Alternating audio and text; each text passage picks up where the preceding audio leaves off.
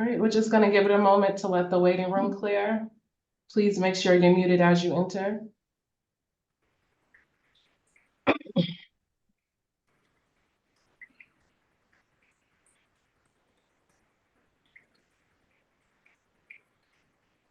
For those of you presenting, please make sure that your audio and video are functioning.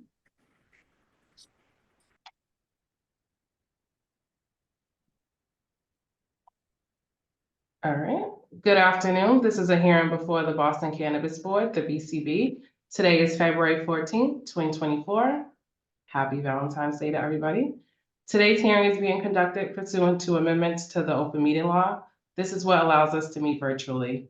This hearing is being recorded and will be posted to the City of Boston's website. Before I review some procedural matters, I will introduce Chairwoman Kathleen Joyce. Good afternoon. My name is Kathleen Joyce. I'm Chair of the Boston Cannabis Board, and today I'm pleased to be joined by Commissioner Lisa Holmes, Commissioner Gabriel Camacho, Commissioner Ramon Soto, and Commissioner Sonal Gandhi. Thank you, Chairwoman Joyce. My name is Jasmine Nguyen, and I am the Boston Cannabis Board Manager. I will call each item in the order that it appears on the agenda. I will then ask who is present on behalf of the proposal before us. The first item is an amendment to an already approved establishment.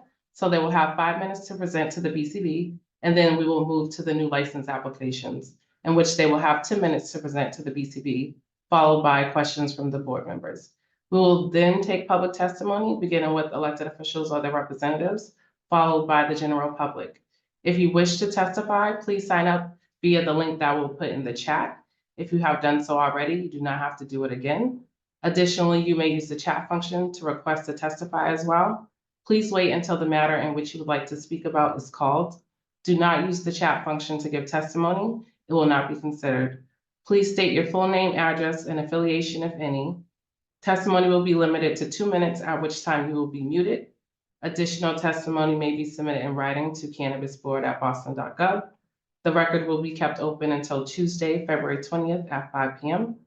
The BCB does not give any more weight to spoken testimony than it does written. We will begin with the first item. The licensee is NSAJO Holdings, Inc., Ethos Cannabis. The license premise is 50 Clapp Street, Dorchester. The license type is a retail recreational cannabis dispensary license, and the request is for a change of ownership, interest, and control. The licensee is seeking approval for a change in CEO and addition of a board member. Who is present on behalf of the licensee? This is Lindsay Whitmer from Ethos Cannabis. I'm the Vice President of Compliance.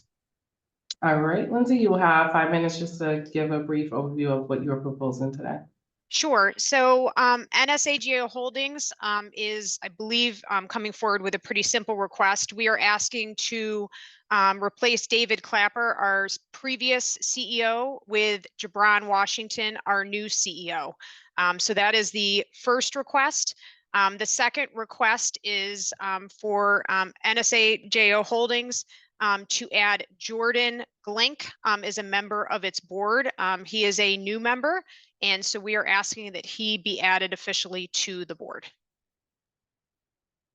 Thank you. Do any of the commissioners have any questions regarding this proposal?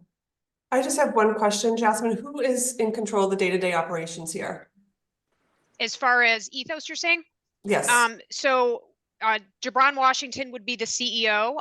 We have a corporate entity, like for example, I'm the Vice President of Compliance. We have a Vice President of Retail, those sort of things. We also have site management. So we have at the Dorchester site, we have a general manager and also assistant managers and shift supervisors that would manage the specific site that directly report into corporate retail management. Okay, Mr. Washington's in Tampa, Florida. So the local control is by the general manager? So the local control is by the general manager, correct? He actually, although he resides in Tampa, he is in Massachusetts very, very frequently. Okay, but again, the day-to-day operations is by a local manager. Okay. And we actually have a layer that's an area manager role, and he lives in Massachusetts as well, our area manager. Okay, thank you. I have no further questions. Commissioner Camacho, do you have any questions? No questions. Commissioner Holmes? I do. One, can you explain to us why we're changing CEOs and why a new addition of a board member? Sure. The CEO, it's actually, I'm happy to talk about that. It is a promotion. Jabran used to be our vice president of retail, and he was promoted to the CEO position. So it's an internal promotion, which is, very exciting for all of us. And Jordan is just a new member of the board and is a representative of some of our investors. And the reason the previous CEO left? He actually is no, not a negative reason. He is one of the investors and was an initial kind of interim CEO, I would call, and not what I would say is a true operator. And so he's being replaced by Jabran, who is a true operator of a retail and manufacturing type setting. So he actually still consults and things for us and assists. So very positive transition. Okay, thank you. Yep. Commissioner Soto? No question. Commissioner Gandhi? Thanks, Jasmine. No questions. Thank you. We will now move to public testimony, beginning with elected officials or their representatives. Seeing no one, is there anyone else that would like to speak in regards to this matter?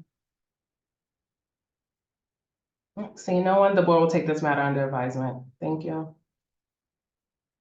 Thank you. Any other questions, feel free to reach out. I'm going to drop off unless you guys would like me to stay. Nope, you're all set. Thank you. Thanks. Happy Valentine's Day, everybody. Happy Valentine's Day. All right, we will now move to our new license applications. The first applicant is MJ2 Home LLC. The proposed license premise is 42 New Market Square, Roxbury. The license type is the delivery operator license. The proposed hours of operation are 9 a.m. to 10 p.m. 7 days a week. This is an equity applicant. They initially filed their application on November 10th, 2023. They filed with Inspectional Services on May 9th, 2023. And they conducted the community meeting on December 13th, 2023. There is a buffer zone conflict with another cannabis establishment. Before we begin with the presentation, I will have Shakia Scott from OEOI, who is the Senior Cannabis Business Manager, read the equity certification into the record. Is Shakia on?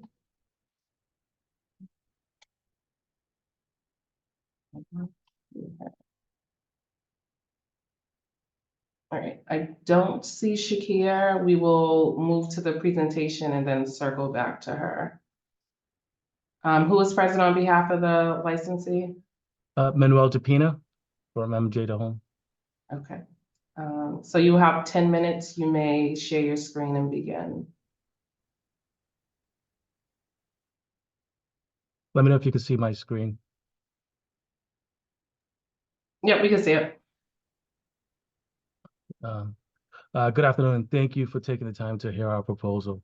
I first want to thank the state of Massachusetts, the city of Boston, and the Boston Cannabis Board for the social equity program. We wouldn't be here if it wasn't for your commitment to social equity. I also want to give thanks to Jasmine Nguyen, Shakia Scott, Connor Newman, and Ashley Gomes for providing guidance on navigating this complex process. As Jasmine said, our company name is MJ to Home LLC. We are located at 42 New Market Square in Boston.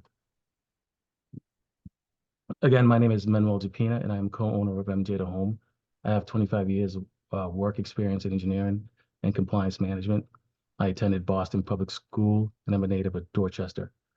Co-owner Jean-Luc DeBarros is a seasoned entrepreneur with 30 years of experience. He lives in Dorchester with his wife and children. Our third co-partner is Vargas de Silveira.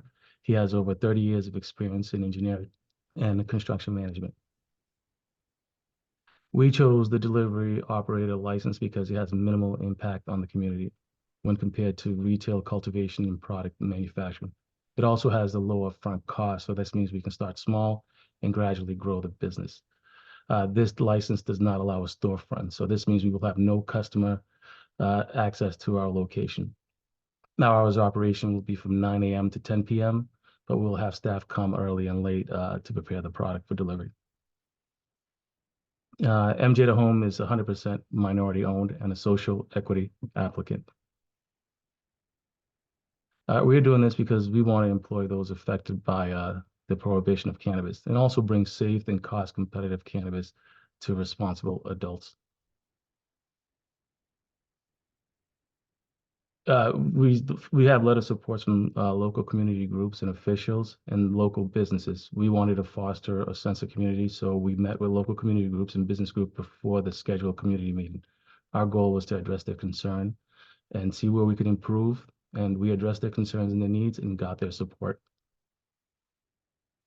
As Jasmine said earlier, the location is half a mile from Green Flash Delivery. The reason why we chose this location is because it's in a commercial area and it minimizes any potential impact to the residential community. It is also distance from schools, social service, and treatment centers. Business to business zones in Boston is very scarce. And as I said before, only our staff will have access to the premise. We're more of an online retailer without a physical storefront and no in-person interaction. The product will be shelf stable and have minimal smell or odor from the product.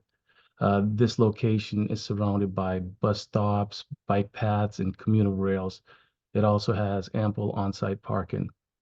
And again, as I said before, the reason why we chose this location was to minimize the impact on residential community, reduce local traffic congestion, prioritize safety and accessibility for our staff. We have limited option, making it difficult to secure an alternate location that aligns with regulatory requirement, buffer zone constraints, and operational need. Plans to secure the warehouse. MJ The Home is committed to establishing a robust security infrastructures and policies that comply with state regulations. Our employees will be 21 years old or older. Access to the premise would be limited to MJ staff and regulating authority. Access to storage area will also be restricted to only authorized staff. Procedures and policies include multi-level of securities with limited access to the product. We won't have any signage on the building or visibility into the building. There will be no customer pickup or consumption on the premise. Only authorized employees would have access to the premise. Our cameras would send basically instant alert and let us know who is accessing the facility. And also another reason why we chose this area is because of the added security for our staff. Our plan includes an overhead door that allows the vehicle to enter into the building to load the product securely into the vehicle. Our facility was secured, alarmed, and monitored during non-business hour. Our plan for securing the product in the vehicle is based on state regulations. We will incorporate vehicle cameras, body cam, GPS tracking, and vehicle SOS. Vehicle cameras allow dispatch to view and monitor the product and the agent inside the vehicle. We will maintain records and body cam video for each delivery. Only authorized agents will transport the product. The product is going to be transported in unmarked, energy-efficient vehicles equipped with cameras, alarms, and secure storage compartment. Plan for protecting youth from accessing the product. Since there's no customer pickup or consumption on site, our staff will be 21 years and older. Our facility would have multiple levels of locks and cameras. The third set of locks will be in the product area, accessible only by staff that is 21 and over, authorized staff that's 21 and older. We will also provide customers with literature on how to safeguard the product from youth access. Our goal is to hire marginalized people and put them in leadership role. MJ2 Home will establish a centralized system for data collection, reporting, and analysis on diversity and inclusion. We will review and revise recruitment practice to ensure diversity in candidate pool. We will also implement diversity training for all employees and promote ongoing education to raise awareness of unconscious bias. We want to contribute our time to mentorship and training to those in the community who want to be part of the industry. We'll record our involvement in external diversity initiative and partnership and evaluate them, the impact and perception within the community. Our goal is to give back 1% of our net profit to community groups who will identify, record, and report community groups' need and donation size. Our employment goal is to hire Boston residents with priority going to the inner cities. Our location is near public transportation with ample parking to ensure accessibility for residents. We want a diverse and inclusive team, so we'll give preference to minorities, women, veteran, people with disability, and the LGBTQIA plus community. Living in Boston is expensive, so we also want to provide a living wage. With a minimum workforce of 25, our benefit package will include medical, dental, paid time off, volunteering, retirement, subsidized transportation pass, bike membership, health, and wellness incentive. Cannabis is heavily regulated, so we will work with the Mayor's Office of Public Safety and local organizations to employ individuals with records that comply with state regulation. We are new. We have a lot of upfront costs and without brand recognition, so the first 2 to 3 years will be tough. Our goal is to start small and gradually grow to maintain ownership. We plan to start small with 2 vehicles, organically grow the business by managing costs. The cannabis industry is growing, so this means we'll be competing for new business. Another thing is we face a lot of risk from changing regulations and regulatory framework. There's increased competitions from large established players from other states. But the good news is opportunity. This is a growing market, and we're trying to keep our costs low, and there's an ease of scalability with the delivery operator model. This concludes my presentation. Are there any questions? Thank you for that. Shakia is on now, so I'll have her read the equity certification before we move to questions and comments from the commissioners. Shakia. Thank you, Jasmine. My apologies for that, and happy Valentine's Day and Ash Wednesday to those who observe. Good afternoon, everyone. Our office was able to certify MJ2 Home LLC as an equity applicant through the documentation submitted by both applicants, Jean-Luc DeBarros and Vargas Del Silveri. Mr. DeBarros is the 33.4% beneficial interest holder, and Mr. De Silveira is 33.3% beneficial interest holder, exceeding the 51% ownership interest threshold set forth in the ordinance. Mr. DeBarros meets the following criteria: a person who has resided in an area of disproportionate impact as defined by the Cannabis Control Commission for at least 5 of the past 10 years. He submitted copies of his financial statements and Massachusetts driver's license, showing that he has resided at an address in both Roxbury, Mass. And Dorchester, Mass. From at least 2017 through 2024. Both addresses are designated as areas of disproportionate impact pursuant to CCC guidelines. A person who is of Black, African American, Hispanic, Latino, Asian, or Indigenous descent. He self-identifies as Black and provided his driver's license and birth certificate. A person who has been certified by the CCC as economic empowerment or social equity and is a resident of Boston for at least 1 of the last 3 years. He provided his certification as a social equity applicant as of June 13th of 2022 and submitted copies of his financial statements that establish he has resided in Boston for at least 1 of the last 3 years. Mr. De Silveira meets the following criteria: a person who has resided in an area of disproportionate impact as defined by the Cannabis Control Commission for at least 5 of the past 10 years. He submitted copies of his deed, his financial statements, and his Massachusetts driver's license, establishing that he has resided in an ADI since at least 2014 through 2023. This address is designated as an area of disproportionate impact pursuant to CCC guidelines. A person who has resided in the city of Boston for at least the past 7 years. He provided his W-2s and tax return documents from 2017 through 2023, establishing that he has resided in Boston for at least the past 7 years. A person who is of Black, African American, Hispanic, Latino, Asian, or Indigenous descent. He self-identifies as African American and provided his driver's license. Are there any questions about this certification? No questions. Thank you. Thank you, Shakia. We will move to questions and comments from the board members, beginning with Chairwoman Joyce. Thank you. I just want to ask you, how many employees do you expect to have at the beginning? 2 to 4 employees. Okay. And I just want to confirm you're not planning on having any signage outside? No, no signage, No murals on the side of the building? no murals. No neon signs? We want to be discreet and basically compliant with the neighborhood where the business neighborhood that we're in. Great, thank you. I have no other questions.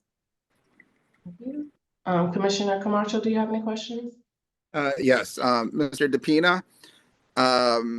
So you're going to have 2 to 4 employees. Are they going to be full-time or part-time?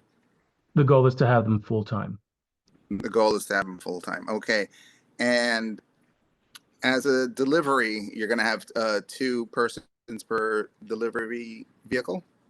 Yes, there's going to be 2 person Okay. per delivery vehicle. I think the law has changed where you can have 1 person per delivery vehicle, but because it's Boston in the delivery areas, parking is going to be an issue. So the likelihood is there's going to be 2 person per vehicle. Right. Okay. Also, the starting wage is $17 an hour? 17 to 30, depending on the driving record, because that would impact our insurance. So the higher cost of the insurance, then the lower the wage. So it's to offset each other. So if they have a good driving record, then the range would be close to 30.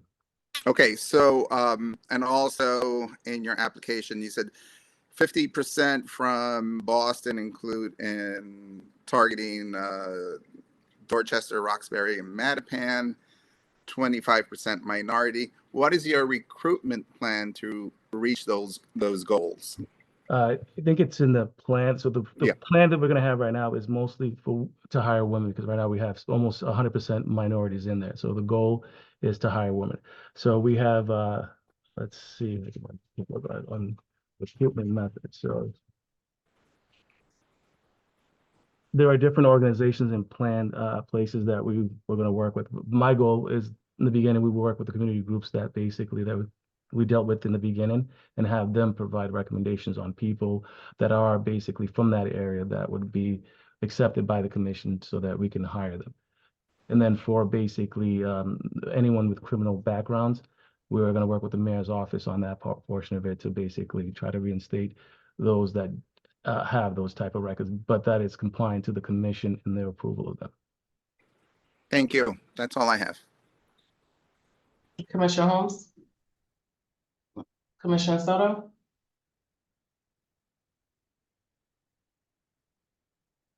Hi, thank you for the presentation. I did have a question about the, where is it? What do the mentorship and training assistance that is cited as part of the community, giving back to the community, what does that look like? What would that include? So the goal of that right there is to basically go to the community groups, figure out what the community need. Because right now we have ideas, we're going to provide technical services and basically any assistance and mentorship to help them get into the organization. My goal is to be with the community and figure out what does the community need? What do you want? And basically training or mentorship. And then we will go and provide those to the community. If we are making all the decisions on what the community needs, then it's our voice versus the community's voice. Okay, thank you. Commissioner Gandhi? She's frozen. Thank you. I have a couple of questions. So could you please clarify how many vehicles? Can you hear me? Yeah, we can hear you. Can There you was hear a me now? breakup. I couldn't hear the full. Thanks. So can you please clarify? Okay. Can you hear me now? You're going in and out.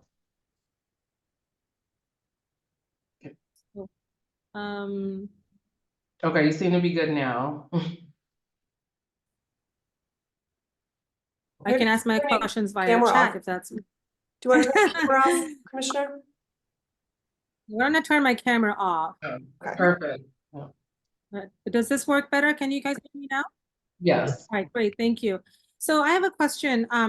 So how many vehicles are you intending to have? I did see the parking and transportation plan. And I noticed that you have, 2 to 4 employees. So how many vehicles do you intend to have to start the business? The goal is to have 2. in the beginning, 1 or 2 vehicles, but we're aiming for 2 vehicles in the beginning. So that would be 2 to 4 basically employees in the beginning. So if there's 2 to 4 employees and 2 vehicles, will there be anyone on site? We're If both- right now, because we're small and we don't have that much resources, the owners are going to be on site doing majority of the work in the beginning. So the drivers of the vehicles won't be owners. I'm just trying to clarify or understand. Yeah, there would How be many agents. The will drivers of staff the vehicle. So there'd be, in the beginning, our goal is to have 4 vehicles, and the plan that we have in place is 4 vehicles with, 2 vehicles with 4 employees. And so 2 vehicles, 4 employees, and all 4 will be in the vehicles if they're delivered at the same time. So who will be on site if there are 2 vans making deliveries? So we have our operation manager, which would be Jean-Luc, who is the owner, and then also Vargas. So it'd be the Okay. owner. So it's in the beginning, it's going to be the owner that's going to be on site to manage all that. Okay, Because thank as you, we're thank you. growing, we want to basically get everything in place for us, understand how everything is working correctly and properly before we start bringing in people that basically that we don't want to violate any rules or regulations that are there. So we want to do it for us in the beginning where we're basically implemented and we're liable and we're the one that have to answer for any of the mistakes that are being made. Thank you. And do you have a plan in place to track all of the items you just mentioned? Because I think you Yeah. said that, ramp up. So what is your plan to track any of the impacts that you have on traffic, transportation, and ensuring that you're, kind of abiding by the guidelines that you just mentioned? Yeah, that's why we chose this area, this location, because it's right next to the expressway. So that limits the amount of traffic that we would impose on local traffic. Also, tracking the vehicle and the product is going to be done through the cameras in the vehicle. So the vehicle is going to have two cameras, one in the front where we would monitor the drivers, and then one in the rear where we'd monitor the product. Okay, and did you say you were your hope was to ramp up from 2 to 4 vehicles?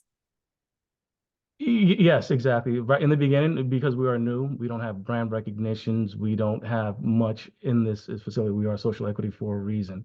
So it's going to be 2 vehicles, and then over time, probably within 2 to 3 years, we'll start ramping up. Our goal is it depends on the market, how the market is doing, and how well we can get customers and compete in this market. Thank you. Where I'm going with this is a baseline for traffic impact and transportation impact. It's 2 vehicles. It's a pretty busy area of our city.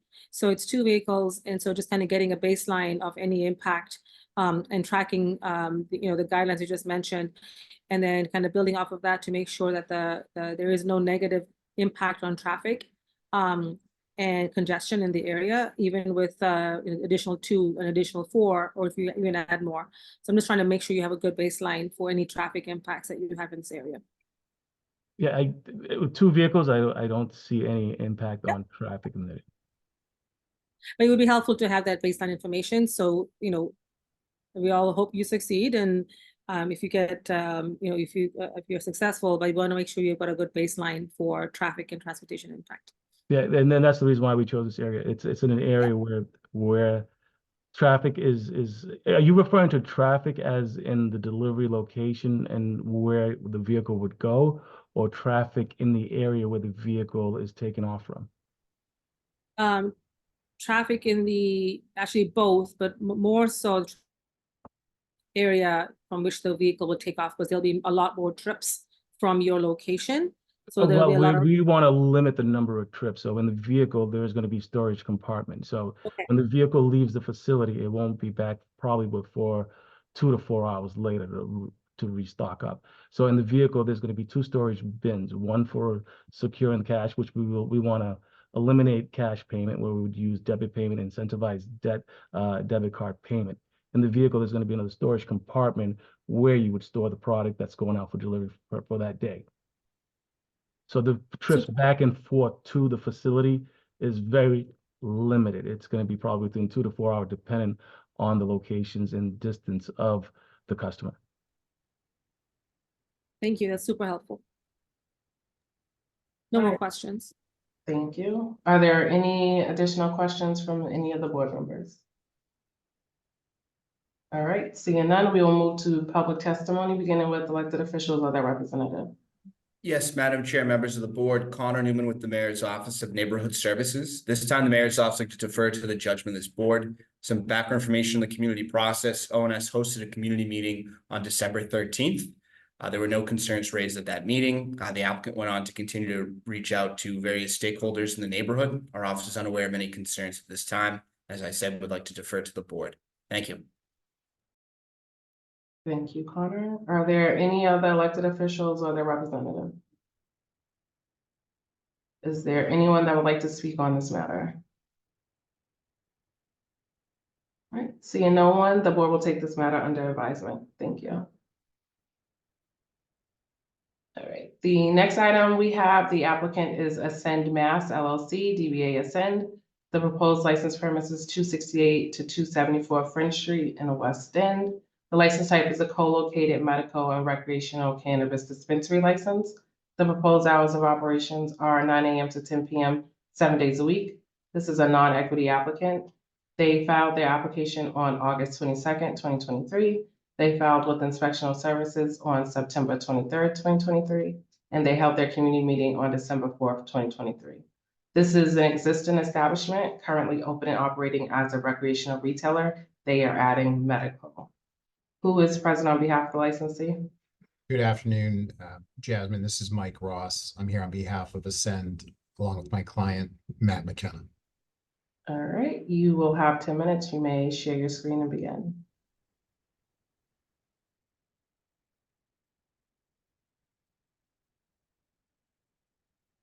Okay, you can see that, yeah? Okay. Well, good afternoon, Madam Chair and honorable members of the board, and congratulations, Commissioners Soto and Gandhi for joining the board. My name is Mike Ross. As I mentioned, I'm an attorney with the law firm of Prince Lobel, located at 1 International Place in Boston. I represent Ascend Mass LLC, doing business as Ascend with regard to their proposed increase of their closing time from 9 p.m. to 10 p.m. and their proposal to allow medical use within the operating adult use facility located at 268-274 Friend Street in the West End. And as I mentioned, I'm here today with Matt McKenna, who's the Director of Government Relations for Ascend.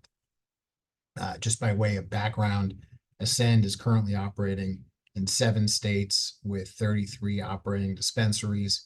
However, their first dispensary, and indeed downtown Boston's first adult use dispensary, started right here at this location by Boston residents. As mentioned, the proposal today is to co-locate medical use at this location and to change the closing time from 9 p.m. to 10 p.m. to times that are more consistent with some of our neighboring businesses and nearby cannabis operators. This slide shows how our 9 p.m. closing differs from some of the other operators nearby. Sometimes being first means that you start out of the gates a little bit slower, and I would submit that that is why our initial closing time was set at 9 p.m. In terms of the addition of medical use, we believe there's a strong argument to be made that would support the addition of this use, particularly given that there are not many options nearby. As the board knows, in order to sell medical at a retail location in Massachusetts, the operator must be vertically integrated, meaning that they sell their own cultivated product. Ascend does cultivate here in Massachusetts in Athol, Mass, and for that reason is positioned to add medical as a use at this facility. And this screen here shows you just where the nearest other medical facilities are. There is no work or construction to be completed as a part of this proposal. The addition of a medical as a use at the facility only requires that an existing point of sale machine be made exclusive for medical patients, and that also there is a dedicated area within the facility to provide consulting services to our medical patients should they need it. and both are shown here on this floor plan. We wanted to show the board the process that we went through prior to today, as well as point out some of the more relevant points of engagement during that time, including a letter of support from Councilors Durkin and Flynn, both of them because of the redistricting process. As of the first of this year, this location was previously in Councilor Flynn's district and now is in Councilor Durkin's district. So that occurred during this application. So we have a letter that's signed by both. But I'll pause there and see if there are any comments or questions from the board. Thank you for hearing from us today. Thank you. Chairwoman Joyce, do you have any questions?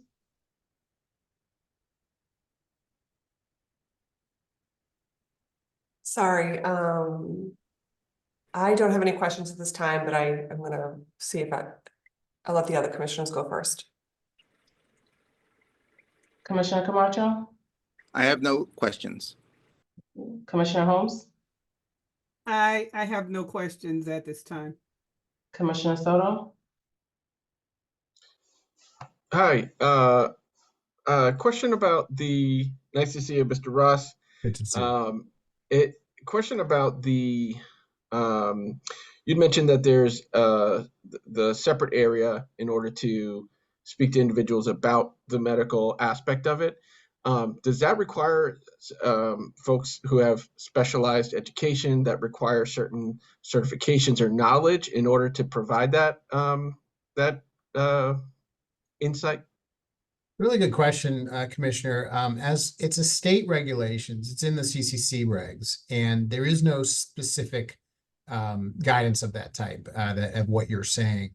But the presumption is that it's an area where an experienced operator or salesperson can consult with someone who might be entering the facility for the very first time to try to understand what are the options for them. And in that regard, someone who has been put themselves in this situation of answering these types of questions, anyone who's worked in a facility like this of this type for any period of time should have a pretty strong working understanding of generally what the different products can do and how they can help people in different ways depending on what they're looking for. But to answer your question, Commissioner, there is no specific requirement for that individual. Okay, that's helpful. Thank you. Thank you. Commissioner Gandhi? We may have Hello, I'm so sorry about my internet. Can everyone hear me? Yes, we can hear you. Yeah, so thank you so much for the presentation. I'd like to just say thank you for including detailed floor plans in your application that actually show how the circulation and security will be done in this on this site. So I want to acknowledge that, and I have no question at this point. Thank you. Any additional questions from the board members? Nope. So we will move to public testimony, beginning with elected officials or their representative. Good afternoon, Madam Chair, members of the board. I'm Sarah D'Amico with the Mayor's Office of Neighborhood Services. On behalf of our office, we held an abutters meeting on December 11th. The applicant also reached out to the West End Civic Association along with Downtown North Association, where no opposition was aware or brought up. And at this time, I'd like to defer to the board's judgment. Thank you. Thank you, Sarah. Laura from Councilor Flynn's office. Thank you. Good afternoon, Madam Chair and members of the board. This is Laura Toledano from Councilor Flynn's office. At this time, Councilor Flynn would like to go on record in support. Thank you. Thank you. Are there any other elected officials or their representatives? Hello, my name is Haiti Romero, and I am Policy Manager in Councilor Sharon Durkin's office for District 8. And I really appreciate the presentation, Attorney Michael Ross. And I have a letter that both Councilor Flynn and Durkin worked together in writing. So I'd like to read it for you all. So the letter reads, Dear Jasmine and members of the Boston Cannabis Board, as the district councilor and former district councilor for the Bullfinch Triangle, we, Councilors Durkin and Flynn, would like to go on record in support of Ascend's medicinal cannabis license. Ascend responsibly met the requirements of the Boston Cannabis Board's approval process to obtain their recreational cannabis license.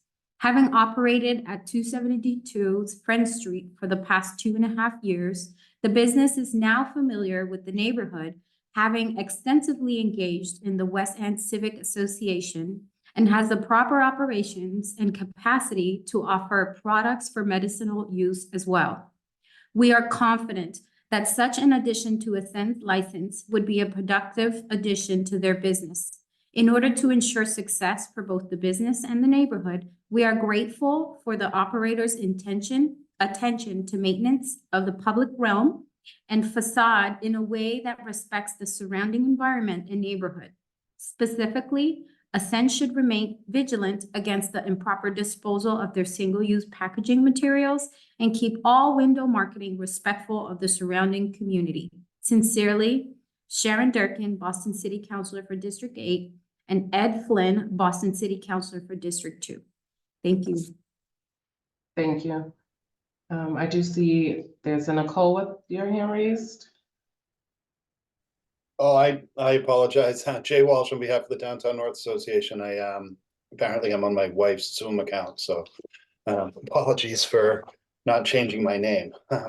But again, good afternoon, Madam Chair, members of the board. As stated, Jay Walsh on behalf of the Downtown North Association.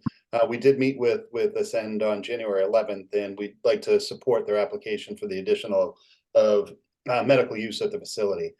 We did table the vote relative to the increase in hours. There was some concerns about some operational practices that were raised at the January 11th meeting, and we have not had the opportunity to reconvene and discuss them. That being said, the issues that were raised in January have improved significantly, and it's relative to cleanliness and some, parking issues that have plagued Friend Street, not only with them, but others as well.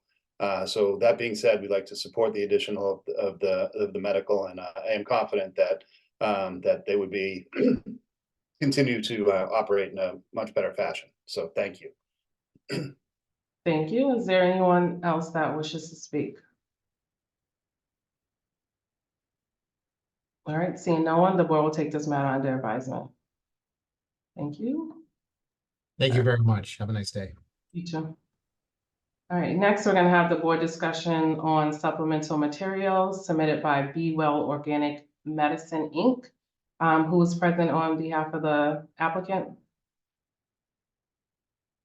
Good afternoon. This is Matt Richmond, CEO of Family Cannabis Company. Stuart Grant with Smith Costello and Crawford, also here, counsel for Be Well.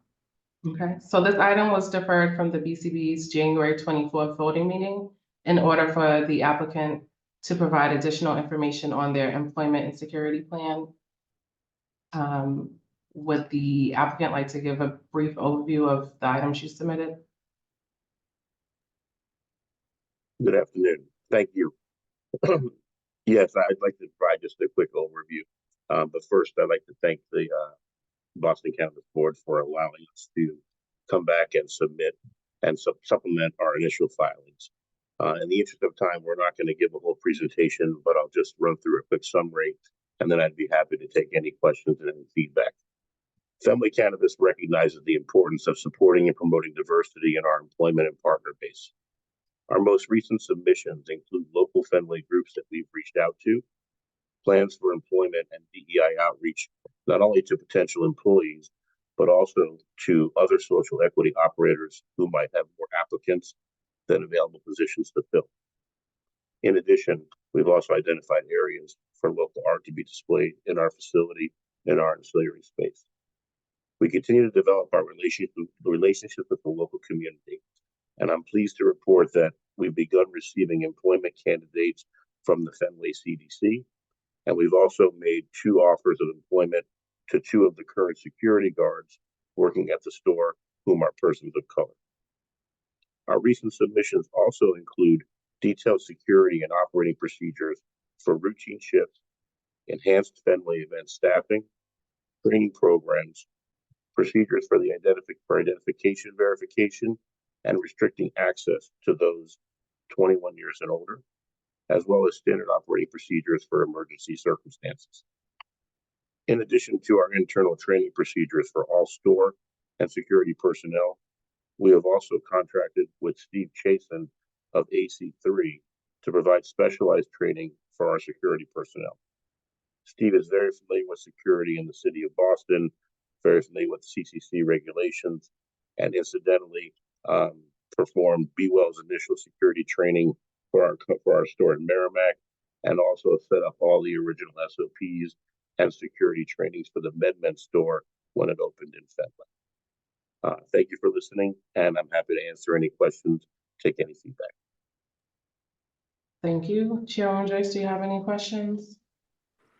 Just a comment, I appreciate the thoughtful supplemental material you provided. I can tell you've thought through game days and special event days and how it will impact your staffing. I appreciate that. So thank you for taking the time to submit the additional info. Commissioner Camacho? I too have no questions. I just want to acknowledge the thoroughness of the supplemental materials when it came to your outreach plan for employment. Thank you very much.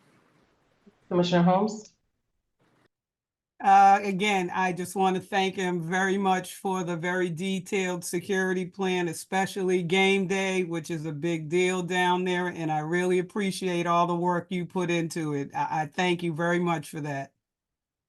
Commissioner Soto? Yeah, I just want to echo the comments from my fellow commissioners, particularly around the recruitment aspects. You can really actually see on the page how it's going to work. And I think for me, it gives me more confidence that you will be successful because you can see on the page the work that's going to go into making it a diverse and successful enterprise. So thank you for putting the details on the page so that we can actually visualize how it's going to work. And, you know, I think that it'd be helpful for future folks to take a look at that and really think about how it would apply in their endeavors as well. So thank you. Thank you. Commissioner Gandhi? I want to echo my thanks, the thanks of my fellow board members. Thanks for taking our questions, very, very seriously and answering them in a really great detailed way. So thank you very much, and no questions at this point. Okay, thank you. So the board will take this matter under advisement. We will now move on to our informational hearing. The licensee is Pure Oasis LLC, DBA Pure Oasis. The license premise is 85 Devonshire Street, downtown. The license type is a retail recreational cannabis dispensary. And the board is holding an informational hearing regarding the sale of pre-rolled and single-use smokable cannabis products at the license premise, following a license premise inspection hearing held on December 13th, 2023. Who is present on behalf of the licensee? Hi, my name is Kobe Evans. I'm here with my attorney, Alexis DeChuck, as well as Leslie Hawkins. Jasmine, I'm going to jump in for a second. Mr. Evans, I want to make sure the other commissioners are aware we did receive an email from Alexis, or actually from you, about an hour ago. We put that in the record to make sure everyone had it. And I'm going to ask if he's available, Michael Nichols from the downtown bid. I had a conversation with him a couple of weeks ago, and I have some more questions for him.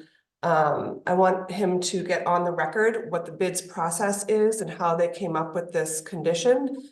There were some questions at the last hearing from Mr. Evans, who felt it was his personal, it was Mr. Nichols' personal belief, but after speaking to Mr. Nichols, there was a process in place, and I think it's helpful and informative that we all hear from the downtown bid and how the board voted on this condition.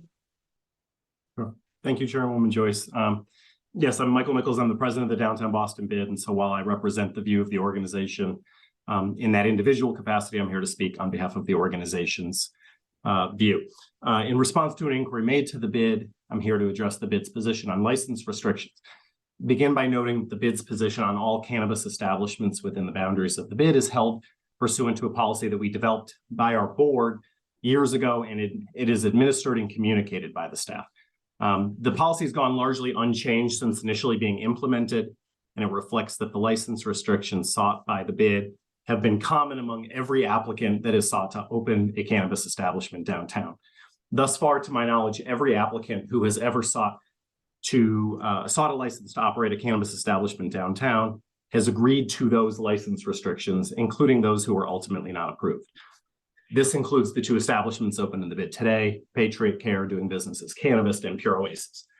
Both entities willingly committed to numerous times prior to the opening of their businesses to abide by certain license restrictions sought by the bid in order to ensure that the businesses become positive contributors downtown.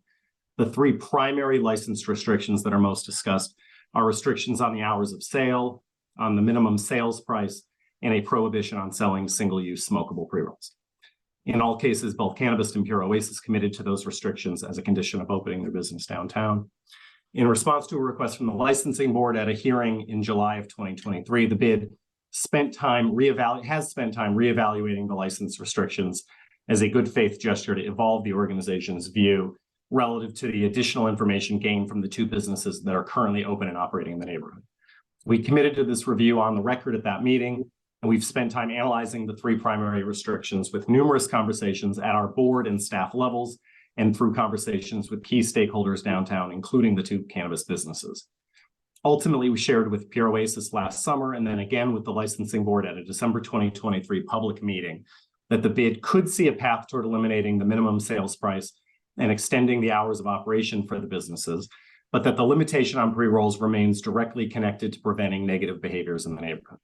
Our limitation on pre-rolls exists as a significant emphasis remains on developing the future trajectory of downtown as a destination-worthy shopping and office district, as a place where families and visitors of all ages and from all over the world feel welcomed, where the streets and sidewalks are clean and free from retail trash, and where offices that are being converted to residential units offer a positive quality of life, and where unwanted smells don't negatively impact those increasingly gathering to enjoy art, programming, or those with significant health challenges.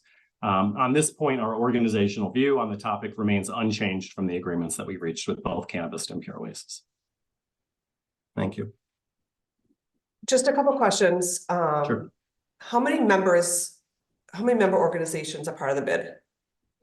So the bid represents every commercial property owner in the downtown within a 100-block area. So there's roughly 250 buildings and some multiple of that between office tenants and retail tenants at the first floor environment. So we represent, hundreds of stakeholders in the downtown. Okay, and how many on the board? Like when you take this vote, how many Sure. are on the board? So we have a 33-member board. We have a clean, safe, and welcoming committee, which is the committee that developed all of our policies relative to cannabis establishments downtown. That is a 12 or 13-person committee where staff work in support of the committee members, but it's ultimately the board level committee members that develop policy on behalf of the organization. Okay, and you said the last time you revisited these conditions was July 2023?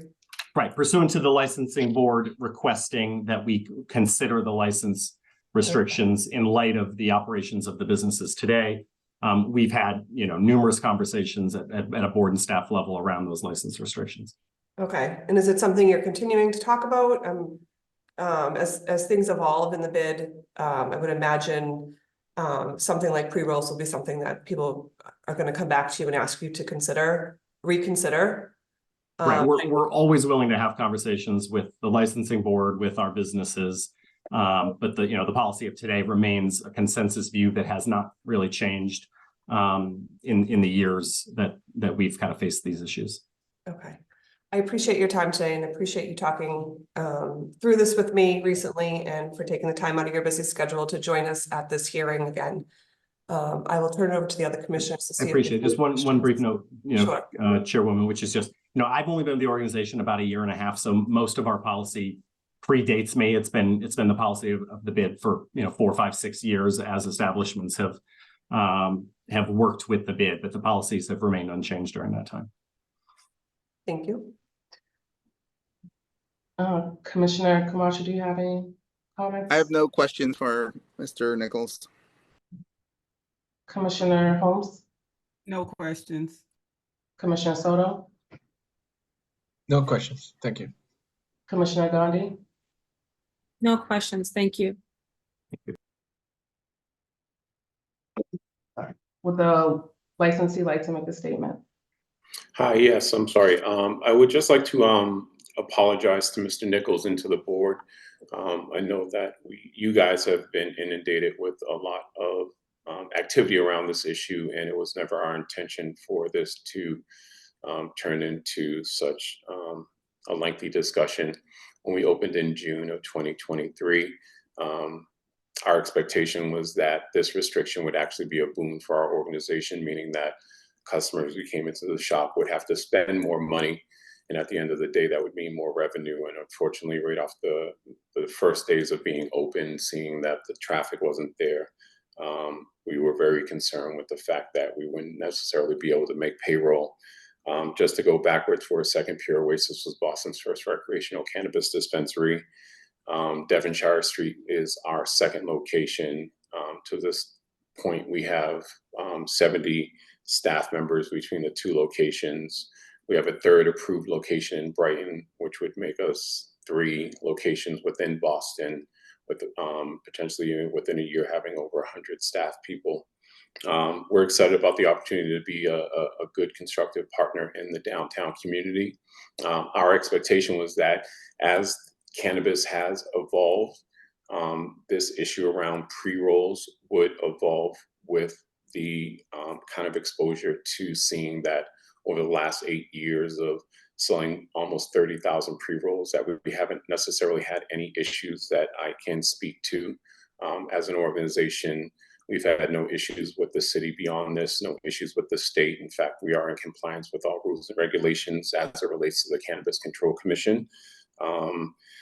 We thought that, as an administrative item, that this was something that we could work through, and that's why we met with Mr. Nichols to try and see if we can, come to some agreement around this issue, with our understanding that there weren't any health, safety, or community issues relating to cannabis or to pre-rolls.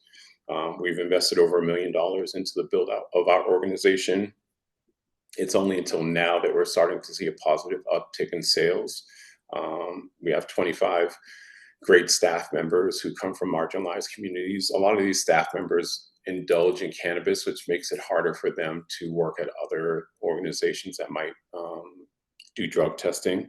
And at the end of the day, this isn't about flouting laws. This isn't about flouting administrative regulations. We know that cannabis, in terms of pre-rolls, are a big part of the foundation of our sales, and to take away that pre-roll component from our sales would mean that we ultimately would have to shut the business down. Cannabis pre-rolls are a big part of what people buy.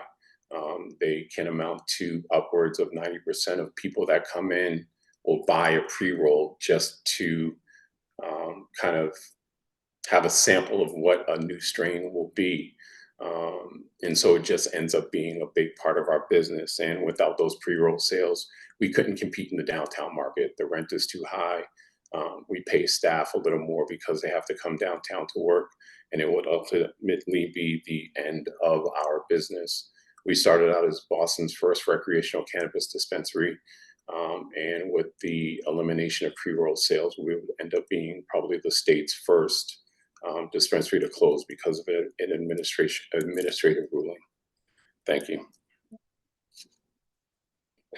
Chairwoman Joyce, do you have any questions for the licensee? I do. Are you still selling pre-rolls? We are. We have again. That's okay. I just want a yes or no answer. I hear this. I've heard this. We're here again because you have not obeyed the rules and regulations of our board. So you just stated today that if you had to stop selling pre-rolls, you would have to close down? Correct. Okay, I want to know what your rent is. I want you to send that to me. I want to know what all your sales are. I want an updated counting of how many pre-rolls. The last time you were before us, Mr. Evans, you stated you were very close to coming up with an alternative. Where are you now? And so, again, in speaking with our director of operations immediately following our last meeting, the instructions that I gave to him were come up with an alternative. And so, not trying to make excuses. But you are. Where are you with it? We do not have the capacity to do what. Okay. You also stated today that when you opened in June 2023, you intended to not sell pre-rolls, but at our last hearing, you said you sold pre-rolls on day one, No, we didn't. correct? No, that's not true. Did you sell pre-rolls in June 2023? Around the middle of the month, we Oh, so like a week or two into opening? Discovered you'd have to shut down? I'm just taking all this into consideration. I understand you have a cannabis establishment already open and operating, and you're going for your third. So, you know, all this comes into whether or not I feel like you are able to operate a business while following rules. So I don't take this lightly. As you know, I'm also chair of the licensing board. I'm a busy person, and so are these commissioners. And here we are again, talking the same conversation over and over. So I am not happy that we're here again today. And I hear what you're saying, but you have misled the board. You haven't been truthful. The way you wrote your email today was as if it was in the past and that you were no longer selling pre-rolls. You're saying you're sorry this hearing has to take place, but you're still continuing to not abide by our rules and regulations. I have nothing else to say. I'm going to turn over to the commissioners. I don't think I can have a productive conversation with you right now about this. Commissioner Camacho? Yes, have you ever not made payroll to your hourly employees? No, we've always been able to make pre-rolls because we can supplement the lost revenue from the other store. Okay, so you've made payroll. Correct. All right, thank you. Commissioner Holmes? And I have no comment. The chairperson said it all. Commissioner Soto? No questions. Commissioner Gandhi? No questions. Thank you. Thank you. I know Councilor Flynn's office wanted to speak. Good morning, Madam Chair and members of the board. This is Laura from Councilor Flynn's office.